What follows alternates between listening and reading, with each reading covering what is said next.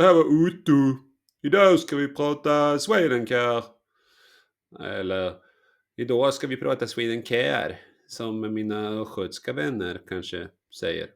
Nej, det går ju inte. Swedencare helt enkelt. Vi kör! Ja, jag har ju bevakat Swedencare i 34 kvartal nu.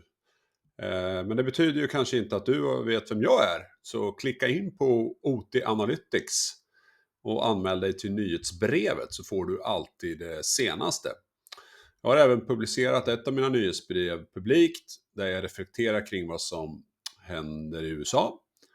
Och jag har även spelat in ett YouTube-klipp som handlar om hur jag agerade i samband med tarifferna. Går man in och tittar på min avkastning för året, 28,5%, där Stockholmsbörsen är ner minus 3,2%. Nu har ju Stockholmsbörsen återhämtat sig sedan den 7-9 april någonstans, ungefär 12%. Så det har ju varit en fin period. Men själv har jag gått ner på betydligt färre innehav än vad jag haft tidigare. Swedencare är jag livstidsägare i, men jag skalade faktiskt ner även där utifrån tariffsituation och ekonomisk geopolitik. Men nu tycker jag att det börjar bli intressant igen och det ska vi prata om idag då.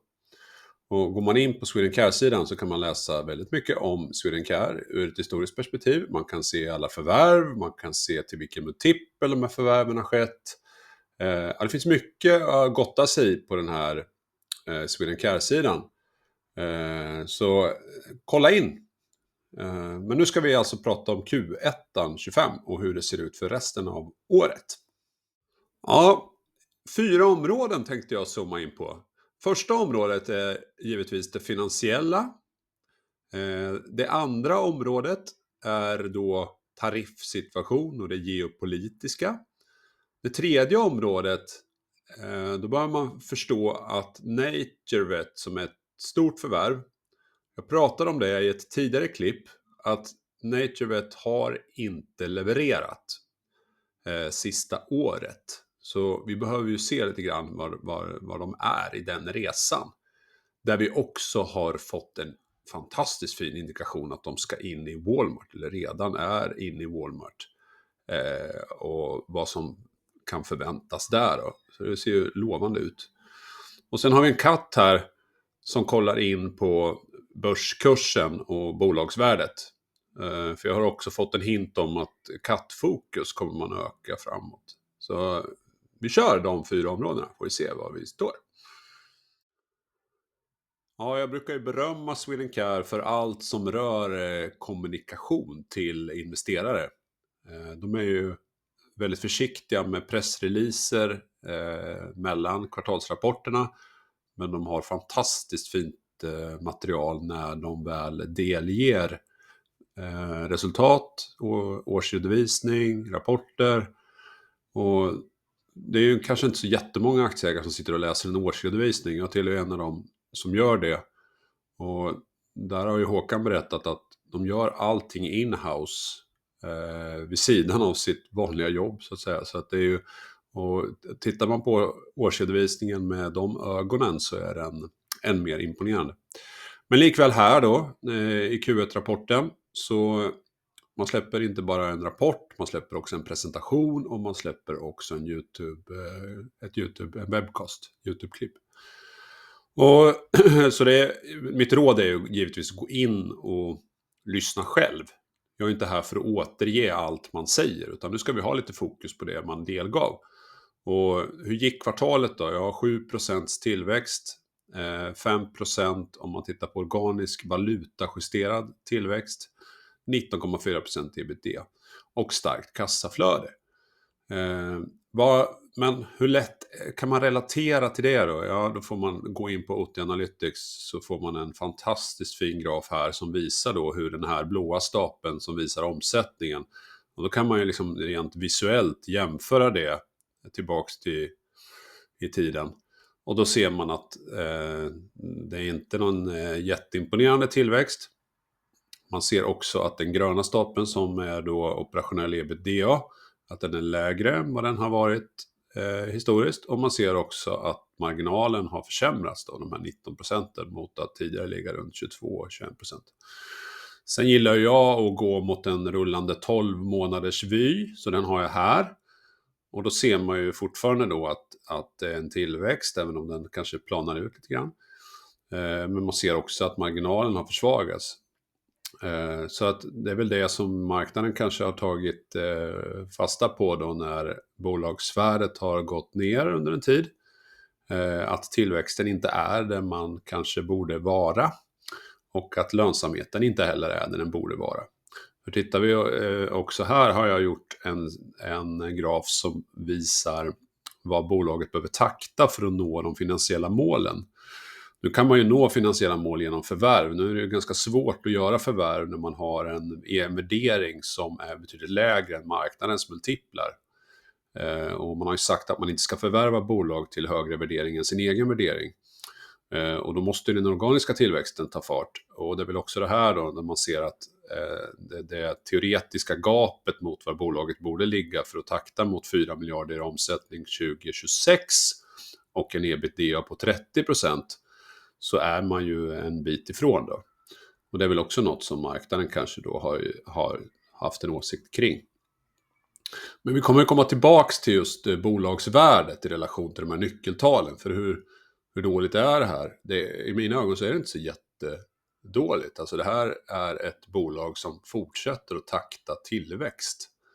Och dessutom ser ut att ha goda förutsättningar framåt. Men Q1 den rosade ju inte marknaden och den mötte inte heller marknadens förväntningar. Det kan vi ju säga. Så det blir ju en tumme ner då på det finansiella för Q1. Vi kommer tillbaka till det. Ja, det smärtar mig att göra tummen ner i ett bolag som jag gillar. Men jag har bestämt mig för att inte vara bias i mina investeringar. Så låt oss gå vidare och titta på USA-tarifferna. Det här har ju varit en vanlig frågeställning, givetvis. Och jag har grävt i den och rapporterat om den tidigare. Även om Swedencare har ett stort USA-beroende så har man ju också regional tillverkning. Vilket innebär att man inte är så tariffberoende. Och på de produkter som tar Proden Plakoff som är hjärtat i verksamheten från start och som växer, så har ju den en alg som skördas i Nordsjön och som skeppas då till USA. Men man betalar ju då tariffer på importvärdet och marginalen på den här produkten är ju enormt stor, så att tariffen är inte stor i relation till försäljningspris. Så att även där man har importberoende så är implikationen väldigt liten. Sen har vi ju fabrik i Kanada för djurläkemedel, Vetio.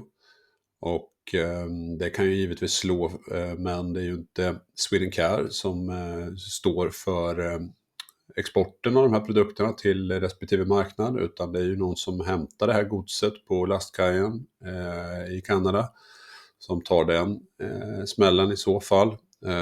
Och då är ju frågan om man har en konkurrenssituation för den typen av djurläkemedel i USA, men det finns ju ingen som har den kapaciteten att ersätta det. Så att det blir inte heller någon negativ implikation. Det tar ju flera år att bygga en läkemedelsfabrik.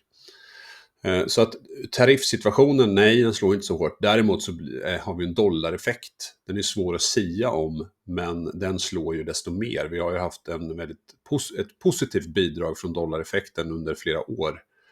Med tanke på att kronan i princip har försvagats då. Och nu har vi en situation där dollarns styrka är ett frågetecken. Så det kan väl vara en risk i sammanhanget. Men ur ett tariffperspektiv så har vi inte någon risk. Så då får vi göra tummen upp på den frågan helt enkelt. Ja, i mitt klipp där jag gick igenom Q4-resultatet så berättade jag också om att storförvärvet NaturVet hade ett tufft 2024. Och då får vi zooma in lite extra då på NaturVet och se hur det har gått i Q1 och också hur det kan tänkas se ut framåt. Ja, här väljer ju Swedencare att bjuda in vdn för NaturVet, Geoff att presentera själv läget i bolaget. Och återigen, jag tycker det skänker kredibilitet till hur Swedencare hanterar investerare. Och då får vi det klargjort att det har varit 2024 då, ett år av transformation. Och när man säger transformation så menar man tufft år att ställa om en verksamhet. Jag har själv varit i många transformationer. Det låter jättebra, men det är oftast besvärligt. Men då är det ju rätt fint då att man kommer tillbaka och berättar att det går bra. För den här sliden säger en hel del. Alltså att Q1 så är man tillbaka till tillväxt. Man säger också att i mars så hade man den högsta volymen man har haft i en enskild månad någonsin. Och man ser ut att vinna priser och så vidare.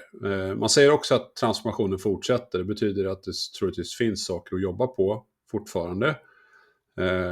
Men det är någonting jag verkligen tar fasta på i det här materialet som är stort. Och det är just den här Walmart-affären. Att man expanderar både online men också att man ska in i 1400 fysiska butiker. Och det här är ju... Ja, den där mannen verkar ju kunna prata för alltid. Men om vi då summerar så blir det en tumme upp för NaturVet och utsikterna framåt. I Q2 ska man alltså in i Walmart. Det är ju otroligt lovande. Så den här katten då, vad handlar det om? Ja, men jag såg då på efter rapport att det blev lite insynsköp. Det var en styrelsemedlem först, Thomas Eklund, som köpte aktier och sen köpte även styrelseordföranden och storägaren Håkan Svanberg aktier.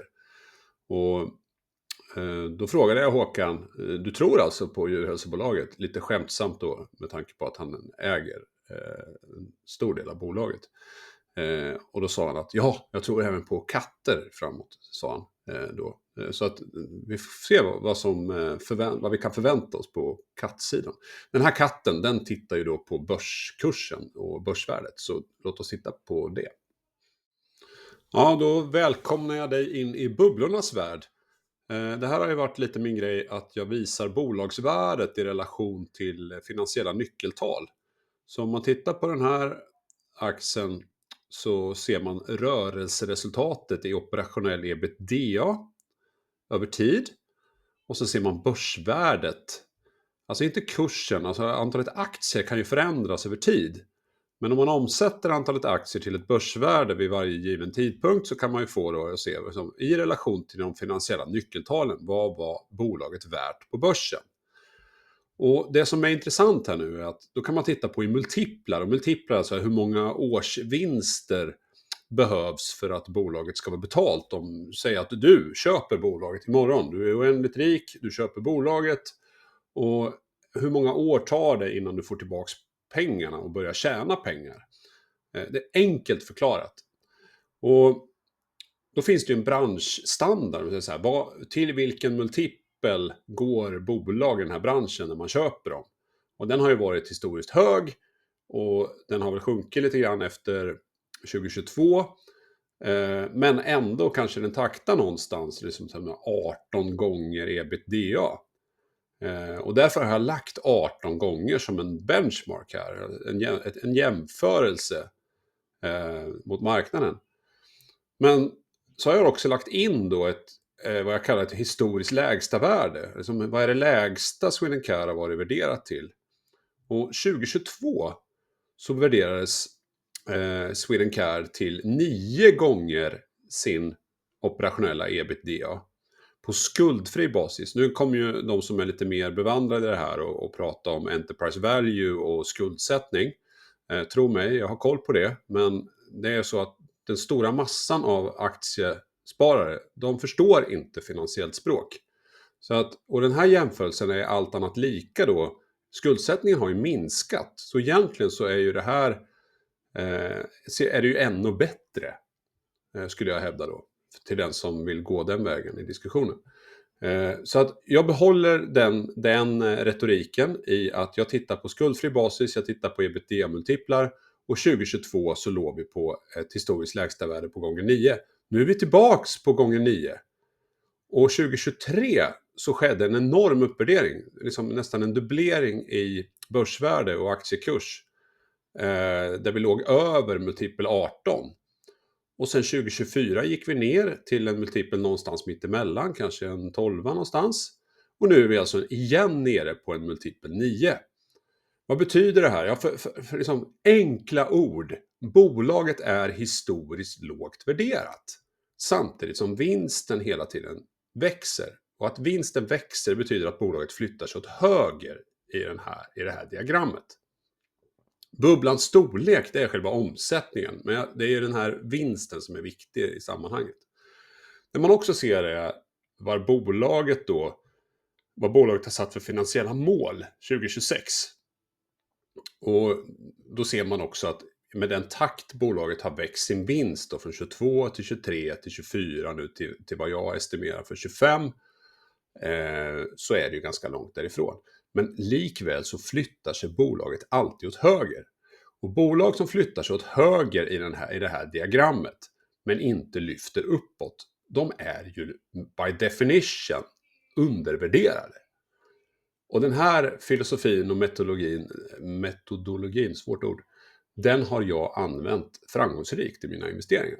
Så jag trycker på köp här nu på historiskt lägsta värde. Så vore det ju konstigt om inte marknaden vid något tillfälle uppvärderar. Och inte minst när utsikterna för resten av året är goda. Det var en lång utläggning. Den är lite krånglig för de som inte är bevandrade. Men det jag säger är att läget är attraktivt. Ja, så låt oss summera denna bild. Katten är därmed nöjd. Och vi har ett nuläge som kanske inte var vad vi hade önskat. Vi har en tariffsituation som inte kommer att slå speciellt hårt. Vi har en dollar som kommer att påverka siffrorna negativt framåt med stor sannolikhet. Vi har en turnaround eller en transformation i NatureVet och vi ska in i Walmart. Och vi har en historisk lägsta värdering. Och vi har också sett insynsköp från 2 styrelsemedlemmar. Och vi såg även insynsköp från vdn i samband med senaste förvärvet. Så att jag tycker att läget trots omständigheterna i världen är positivt när det gäller Swedencare framåt. Och jag tror att Q2 kommer att driva kursen uppåt. Men det är vad jag tror. Vad tror du? Ja, det här konkluderar Swedencare för den här gången. Gillar du mina analyser? De är ju då helt kostnadsfria. Men jag lägger mycket tid och energi.